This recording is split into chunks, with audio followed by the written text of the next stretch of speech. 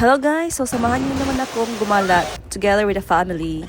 So dito kami sa Iceland ngayon at ito yung usually na lugar na pinupuntahan namin. So dito mga guys, ito yung mga usually na dinadaanan namin. So akala ko nung una ang kalsada ng Iceland is napakalapad. So hindi pala. So, ito yung mountains nila, guys. Tingnan nyo. Napakaganda ng landscaping. Tsaka parang, yung napapanood mo doon sa mga movies ng The Hobbit, yung mga ganun. Ito yung itsura niya, guys. So, papunta kami dito sa spring. So, kasama ko yung anak ko dito, si Aviana at si Athena.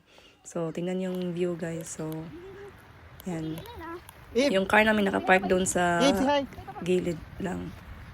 So, ito yung falls na lagi naming pinupuntahan dito, guys. So, napakalinis ng tubig at saka pwede kang uminom dito. Look at, kaso lang ang lamig talaga niya.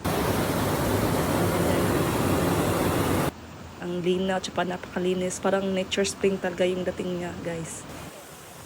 So, yung mga bata na nakaka-refresh ng mind pag nandito ka sa nature ng falls nila. So, ayan, yung isang anak ko si Athena. Gusto niyang maligo kaso ang lamig ng tubig. So, pwede ka namang maligo dito, guys. Kaso lang ang lamig talaga. So, ito yung isang anak ko.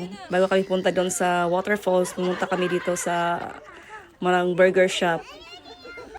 So, yung mga ibon nila dito, napakaamo sa mga tao. So, ito siya. So, yung lugar namin dito sa Iceland is Tjopibogor Iceland. So, nandito kami ngayon sa Hope. So, dito guys, yung mga hayop na dito, may pusa sa kalsada. Yung mga ibon na dito, ang safe ng mga hayop na dito. Walang umatake sa kanila. Tingnan mo yung anak ko. Tuwang-tuwa siya kasi yung ibon lumalapit dun sa pagkain niya. Nakaka-amaze yung mga ibon dito. Kumain doon sa burger shop. Pumunta ulit kami dito sa ano ba ito dito? Parang mountains to na parang dito sa nag-extract ng mga lupa or mga something panglagay sa kalsada. Ito yung mga pamangkin ko tsaka ang anak ko.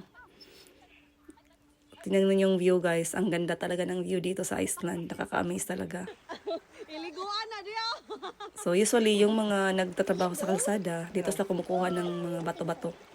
So yung tubig na dito, guys, naiinom talaga. Tingnan yung anak ko uminom. Tapos ako din, hindi ko napigilang uminom. Ang refreshing ng tubig nga dito, guys. So ito na yung mga pictures namin. Okay, see ya. Goodbye!